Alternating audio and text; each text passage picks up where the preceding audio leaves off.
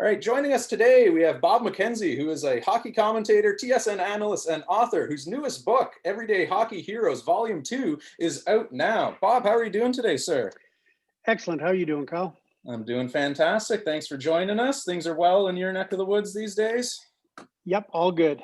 Awesome. So, I mean, you've been covering hockey for a long time now, and you've probably gotten used to the ebbs and flows of the season as far as, you got the draft and training camp, season, playoffs, yada, yada, yada. With COVID throwing such a wrench into things, this has had to have been a bit of a weird year for you. What's it been like at TSN in 2020 here? Yeah, it's been a weird year for everybody. I mean, I don't think anybody hasn't been dramatically affected in a lot of different ways, but in the grand scheme of things, you're right. The schedule, biological clock is all screwed up because we had hockey in the summer and we haven't had hockey in the fall, and we're not sure exactly when we're gonna have it or for how long we're gonna have it in the winter. And so there's all these unanswered questions, and sort of the natural rhythm of the season is right out the window. But compared to what a lot of people have had to deal with in terms of the level of illness and in many cases death. We're fortunate that for a lot of us that's all we've had to deal with is having our schedules dramatically interrupted. But in terms of real life, a lot of people have it way worse. Yeah, no, for sure. And, you just sort of addressed it there in the sense that it was weird. It was great in the one sense to get hockey back at all rather than just having a canceled season, but definitely a different feel without fans and all of that there and the bubble playoffs and whatnot. Having watched some of the protocols actually unfold over the course of the playoffs there, what are some of the takeaways that you had as far as what the league succeeded at and what they could maybe improve moving forward? Well, I don't think we realized it at the time because it was such a monumental challenge for the NHL to get the bubbles in Toronto and Edmonton going and see it through to its logical conclusion with the cup being presented to Tampa. We're late September, early October, whatever it was. But I think looking back on it now, it's almost like that was the easy part. Hmm. And I don't want to say easy because the amount of time, effort, and money that the NHL and the NHLPA had to expend to get the conclusion to the 2019-20 season was unfathomable on a lot of levels. But I think we quickly realized as we saw, the draft and free agency unfold in October, and then came the uncertainty of November. Well, and even now we're into December, and we're still thinking, well, there's going to be a season, and we think it's going to be in January, but we still don't know. And the NHL and the NHLPA have a negotiation. The pandemic is worse now than it was at its worst point in March, April, May, June, Hmm. when it seemed impossible to do anything, and suddenly it's even far worse now than it was. And so we don't know what curves are going to be thrown at us in January, February, and March as they try to get the season going. And you can't do a bubble format; it's just not practical. Hmm. So I think the big takeaway for me is that it was great to finish the 1920 season, and the NHL and NHLPA did an amazing job. But boy, oh boy, there's so much uncertainty still in terms of what's going to unfold for not just the NHL, but every level of hockey in 2021. Hmm. Hmm. And looking forward here again, it's hard to say that they haven't even made the agreement in writing quite yet as far as what the next season's even going to look like. But signs are obviously pointing towards it'll probably be a shortened season. It'll get started in the new year. There'll be some restrictions and all that around it there. But do you get the sense that there might be sort of different rules in place for some of the American divisions versus the all Canadian division? Like, for example, probably won't be fans at all in the all Canadian division, but given the fact that some of the NFL teams south of the border are letting in, limited capacity fans, and there's even rumors Pittsburgh is exploring, outdoor stadium to bring fans back. Do you see any scenario where we actually get in-game fan experiences for the upcoming season? Boy, oh boy, it's you can never rule it out. I mean, everything, and we learned this leading up to the return to play in the summer, and it's probably even more true now. Is everything changes on an hour by hour, day by day, week by week, month by month basis, And so I couldn't even begin to predict. So I couldn't sit here and unequivocally tell you, no, there's going to be no fans whatsoever if the NHL chooses to initially go to this hub system as opposed to a bubble. That is to say, the hub wouldn't be locked down as tightly as the bubble was in the summer, but you're still basically working under the same premise of trying to shelter your players and staff as much as possible, massive amounts of testing, a central location, at least for the division, for, in terms of the city slash arena, and easy access from a hotel that would be predominantly restricted to the NHL. So to try and make things as safe and secure as possible without going to the lengths that they went to for the bubble, in the hub. And if there's the possibility that you could, put a few thousand fans in a 20,000 seat facility, by all means, the NHL would want to do that if they could.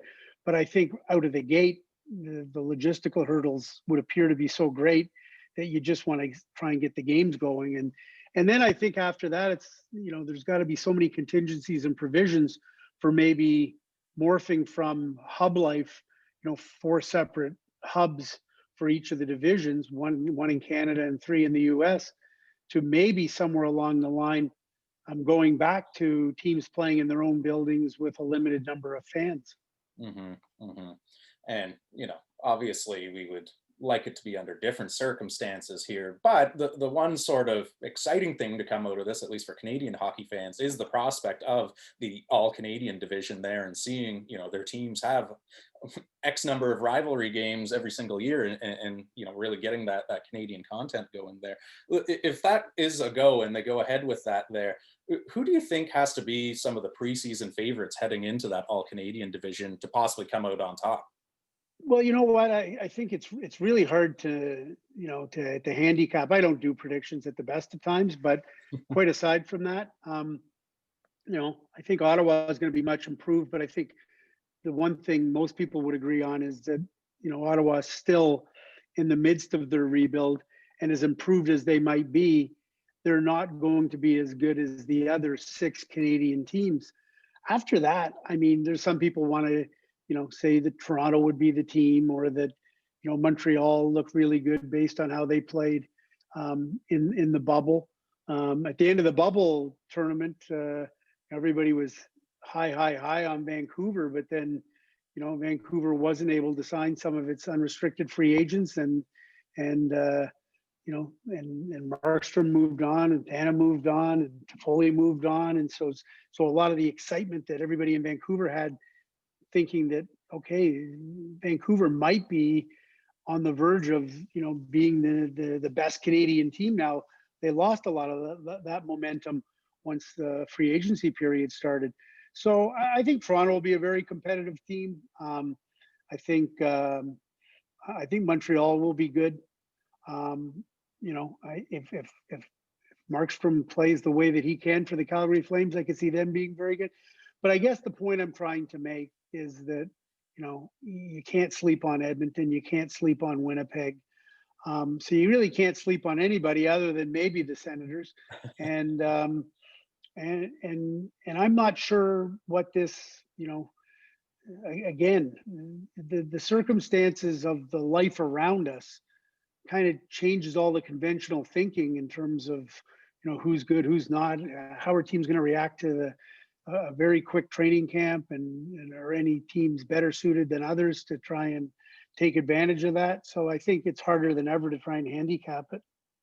No, for sure. It's going to be a wild year no matter how it shakes out there. But I mean, switching focus to your book for a second here, this is now the second volume in your series here of Everyday Hockey Heroes. Was the process in putting this one together any different than the first, in the sense that, now that you already had one out there, people are reaching out to you with stories that they think might be a good fit, or was it pretty similar to how you put the first one together? I think it was very similar. We had a little more time, I think, lead time to think about it. As soon as volume 1 was done, and I knew there was a chance we would do volume 2, myself, Jim Lang, Sarah St. Pierre, the editor of Everyday Hockey Heroes, we started to put together names and lists, and had a little more time to formulate a plan.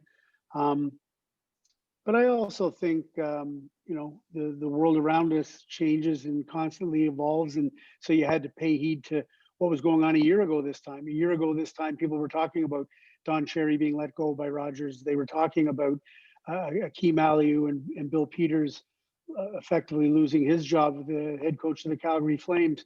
So issues like that were front and center in terms of hockey culture, and so certain aspects of that we felt needed to be addressed in the book. Yeah, yeah. Well, I mean, you do a good job of that, just even in the sense of as soon as you open it up, you are addressing sort of that elephant in the room as far as, it hasn't been maybe the greatest year PR wise hot for hockey as a sport there. You already mentioned the Don Cherry, the possible, roles of racism and homophobia in the sport, Bill Peters, etc. And, you don't pull any punches. You address it head on right in the introduction. Why was it so important for you to sort of set that tone right from the start in your book? Well, I think, if there's an elephant in the room, you should talk about Yeah. it.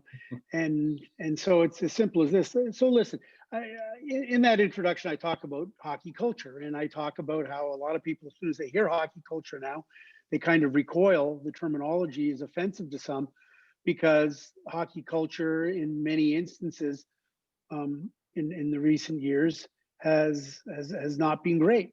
Hmm. But that doesn't mean all of hockey culture is bad. It doesn't mean it's all good. Hmm. And so you just deal with it. And hockey culture ultimately is no different than culture. Period. Society.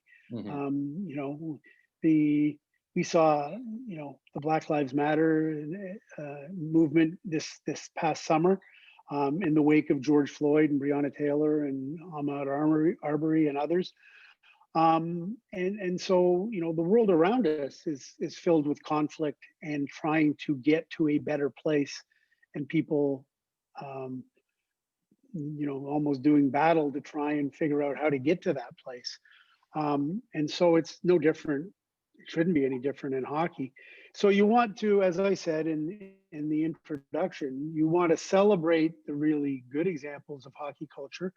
You want to call out and decry the really bad examples of hockey culture, and you want to try to do that in such a way that the overall culture improves.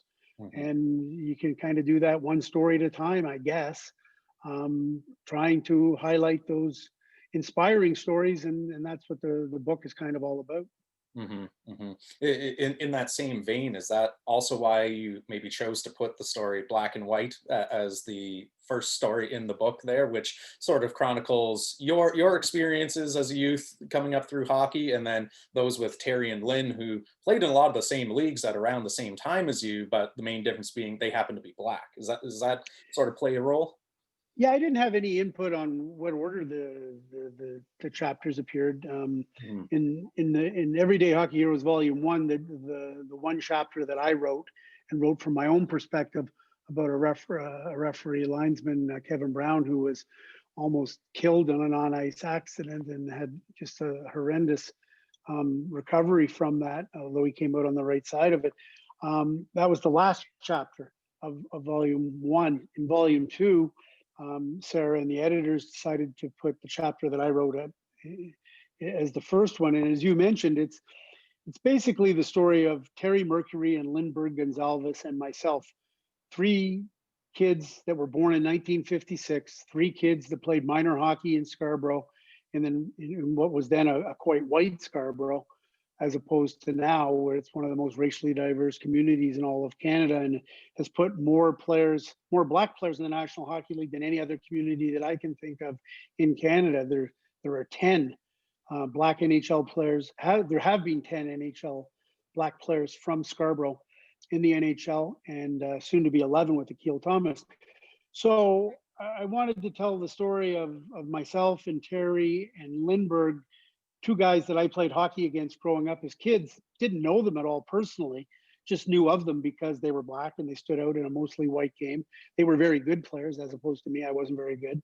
And I thought the premise of a story, it was about a year ago this time I started coming up with the idea for it.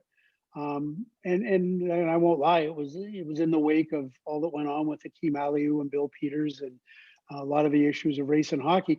And I thought, wouldn't it be interesting to go back and and talk to Terry and talk to Lynn and compare and contrast their minor hockey experience in a quite white Scarborough of the 1960s and 70s with my own. And so, yeah, and I thought it was really, it was revealing. I thought that Terry and Lynn did an amazing job of going back and living through some moments that they weren't, that weren't kind to them, and really, in many respects, sucked the passion of hockey out of them for a while, and might have derailed what otherwise could have been a career in the game, and the exact opposite experience for me. Yeah, yeah. What's the response been like from the actual subjects in the book once they see their stories in print? Have any reached out to you afterwards? Um, I've, just anecdotally, I talked to Terry and Lynn in particular, and they had seen, I'd sent them the story as I wrote it before it actually appeared in the book, and I think they were really happy with it, and Terry said it was a really cathartic experience for him to read that, and Mhm. that he'd had a lot of this stuff stored up for a lot of years, and he thought it was good to get it out there. Lynn felt very much the same way, and so I think they feel good about the stories and the fact that the book is out. It would be nice if we weren't in a pandemic. I would have really liked to try to get together with them to have Mhm. lunch or a dinner or something, and break bread over, and talk more about that. But we will eventually, once this pandemic, we get on the right side of it. As far as the rest of the book goes, most of the reaction I've seen has been online from people who've have talked about, Jessica Platt, Joey Gale, Rob Faka, Jack Shablonsky, so many others have publicly talked about how excited it is for them to have their stories. And I've always found that as a storyteller, somebody who writes, and reports, that in many instances, once once an individual story is put down in black and white on paper in a book, or a newspaper or a magazine back in the old days before we got, so everything was so digital, that it was a moving experience for a lot of people to see their life story, told in the way that it's being told here. Hmm. Hmm. On the other side of the coin, there, have you ever had, this great idea of, oh, so and so has such an amazing story that would be such a great addition to the book, and then you reached out to them and they actually passed on the opportunity? Has that happened yet in either of the books? Yeah, we've gone to people who, for one reason or other, said, I'm not ready to tell that story, or I'm not sure I'm comfortable doing that. And that's fine, and that's to be expected, because the thing you have to remember about these stories is the stories belong to those people. It's their truth and it's their story to tell. And so they need to be really comfortable in order to do that. But yeah, there are some pretty amazing stories that we wanted to tell, but for one reason or another, the individual involved graciously declined and respectfully declined, and just said, no, I think that I'm not sure that's something that I want to make public. Yeah, yeah. So, I mean, this is volume two. Everyone loves a sequel, but this series has at least trilogy written all over it there. Can we expect a volume three sometime in the future, or are you content with just two volumes? You know what? Again, not my call, but that'll be up to Simon and Schuster. I guess they had told me before we started, before we even did volume one, in the run up as they pitched the idea to myself, um, they said, "Listen, if this goes as well as we think it's going to go, it could well become something that we do every other year after that." Hmm. And so there could be a volume two, there could be a volume three, and sure enough, less than a year, uh, within the first year of volume one being out, they said right away, we want to do volume two. Nobody's told me that we're doing volume three, but with it being on the bestsellers list again, volume two, anyways, it wouldn't surprise me if Simon and Schuster wants to do volume three, and if they're up for it, and Jim's up for it, and Sarah's up for it, then I guess I'm up for it too. There you go. So if there's any editors listening right now, you can start penciling them in there, and he'll start squirreling away some stories for the future. Yeah, So absolutely. I mean, before I let you go here, having grown up watching World Juniors and seeing the coverage that you've done on it over all the years there, I'd be kicking myself if I didn't get in at least one World Junior question, given the fact that it's just around the corner here. So I know that rosters aren't 100% in stone yet, but there's probably some as close to being locks as you can probably expect on some of the teams internationally there. Who are some players who fans might not know about quite yet, but in a couple of years from now are probably going to be some household names there that you can think of? Well, if I look at Canada, I mean, you're right. When you got so many returning players, potentially like Dylan Cousins and Quentin Byfield and Connor McMichael, and then you get Kirby Dach back from the National Hockey, the Chicago Blackhawks, who played there last year. It'll be interesting for me. One of the guys I'm really curious to see how he fares, and I think he'll be on the team. I'm almost positive he will be. Is Phil Tomasino. Now, Tomasino is a Nashville Predator draft pick. Can't remember, is he first round, second round? I think he's first round pick, but if he wasn't, he's second. Off the top of my head, I don't remember. But when I watched junior hockey last year in the OHL, I got to tell you that he was Tomasino, and he was originally with the Niagara Ice Dogs, and then he got traded to the Oshawa Generals at the deadline. And it's really unfortunate the season got cut short because of the pandemic. But he was as dominant and dynamic a player as I saw in junior hockey last year. He really was.